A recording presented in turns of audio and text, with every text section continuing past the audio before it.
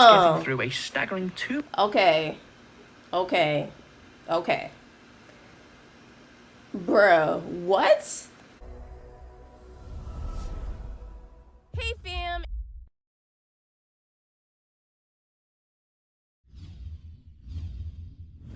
It's your girl Ash and I am back with another video, and today I'm going to be watching top 10 British foods that confuse the rest of the world. If you guys would like to check out my other videos, the link will be up at the top. If you would like to follow me on Instagram, the link will be down in the description below. If you haven't subscribed already, what are you waiting for? Hit that red button so you could be a part of the family. Don't forget to give your girl a thumbs up. Enough of me talking, let's get straight into this reaction. These dishes really do give food for thought. Welcome to Watch Mojo UK, and today we'll be counting down our picks for the top 10 British foods that confuse the rest of the world. That looks good. Before we begin, we publish new content every day, so be sure to subscribe to our channel and ring the bell to get notified about our latest videos. For this list, we're looking at British foods that baffle foreign visitors, either because their names are misleading or because their ingredients are so unusual, it's a wonder anyone would choose to eat them. Number 10, Scotch eggs. I don't think I should have eaten that Scotch egg. Is that egg with the sausage wrapped around it? Never mind, not important. This popular British snack consists of a hard-boiled egg enclosed in sausage meat and breadcrumbs. London's Fortnum and Mason department store supposedly invented them in 1738, although other sources claim they originated in Yorkshire. The earliest recipe for Scotch eggs, at least in print, dates back to 1809, which recommended they be served hot with gravy, though they can equally be eaten cold as a picnic food. That looked like that might taste good, low key. I'm not gonna lie, it looked like it might taste good, and it looks like I've seen that egg before. I think so. I might be wrong, but when I go to the grocery store and they have like the little deli department, they be having like these round breaded things. Maybe it's not that, but it looks like that. But I think I'm gonna go to the grocery store to see if it is a Scottish egg. I want to try it. It might not be bad wrapped in sausage. Sausage and eggs do go together. The taste of Scotch eggs can vary depending on where you eat them as well, with different UK regions using their own local sausages in the dish. Michael, would you like a miniature Scotch egg? Oh, not for me, pet. I've got myself a steak. I want to try it. Number 9, deep fried Mars bars. This nation brought the world television, the steam engine, golf, whiskey, penicillin, and of course, the deep fried Mars bar. You'll find many unusual foods on a British chip shop menu, from curry sauce to mushy peas. But surely none is stranger than a deep-fried Mars bar. These calorie-laden snacks are made by dipping a chilled Mars bar into the batter normally used for frying fish. So that's chocolate isn't fattening enough on its own, right? So that's kind of like when people fry like Oreos. It's kind of like the same thing. I don't like fried chocolate, fried Oreos. I'm not into that. But this is kind of like the same concept a little, just with, I guess, being fried in fish grease or something. The snack was apparently invented as a novelty item in a Haven chip bar in Scotland before growing in popularity. What will people think of frying next? Pizza? Oh no, wait, they've already done that. In Glasgow, I never had fried the pizza. least healthy food ever sold is the deep-fried pork sausage kebab. Number 8, black pudding. It might have pudding in the name, but most people would be disappointed if they got served this for dessert.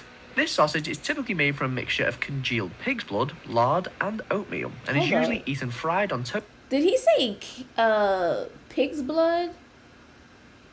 Comment down below, let me know. He probably didn't, and I'm probably hearing things. Toast, or as part of a full English breakfast. It says black pudding's in it. Black puddings are no good to us. Lemon cheesecake, it is not. Black pudding is most likely to have originated from times of hardship, when butchers would use every last part of an animal for food. And whilst it might not be to everyone's taste, it was acclaimed as a superfood in 2016. Number 7, mince pies. Sweet. Originally, these short crust pastry pies were made with real mincemeat, but nowadays the filling is a mixture of dried fruit, peel, and a type of animal fat called suet. Eaten at Christmas, the pies are commonly spiced with cinnamon, cloves, and nutmeg to represent the gifts presented. I don't like things that have filling inside of it. I don't. To Jesus by the 3 wise men. Visitors to the UK are often put off by this dessert's name, but that's not necessarily a bad thing, is it? It just means that there's more life to the rest of us. Mince pie, anyone? Number 6, Bubble and Squeak. Bubble Squeak. It's piping hot. This traditionally British dish is typically made from the leftovers of the equally traditional Sunday roast. Potatoes and cabbage are its core ingredients, but other vegetables can be added, such as carrots and Brussels sprouts. Oh. The possibilities are pretty much endless Kinda here. like The what you could potatoes do are with- mashed into the cooked cabbage, then fried in a pan and eaten hot. The name Bubble and Squeak is said to come from the sound the ingredients make while they are cooking in the pan, and not from the effect they have on the diner's That stomach looks when so they reach good. it.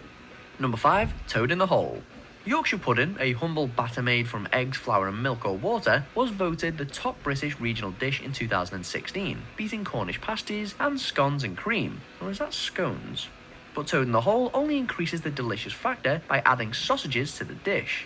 As for the origins of its admittedly pretty left-field name, some people suggest that frogs were once included in the dish, and others that the finished meal looks a bit like toads submerged in mud. And honestly, what could be more That appetizing sausage than look that? good. Toad offend you? No, but sausage in the hole sounds fantastic. I love sausages. Number 4, steak and kidney pie.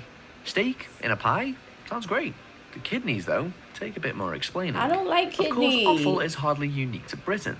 When you consider, though, that the function of an animal's kidney is to produce urine, it makes it particularly hard to see why anyone would No, I spoil a don't steak like pie by kidney. adding them into it.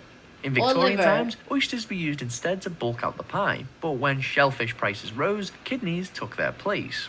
And surprisingly, the pies are still hugely popular take in the Britain, steak not least on and the football pie. stadium terraces. Steak and kidney pie. I don't like kidney or liver. Kidney pie. Number 3, spotted dick. Britain has more than its fair share of unusual desserts, with bread and butter pudding providing a particularly perfect example.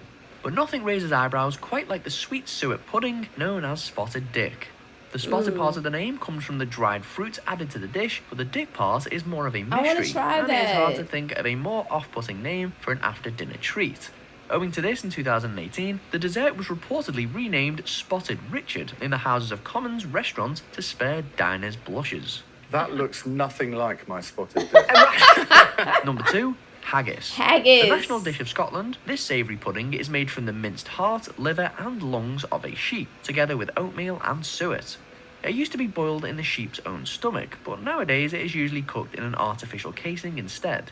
It may look like something creative for a dare, yet wanna fans of the try dish it. compare its taste to peppery meatloaf.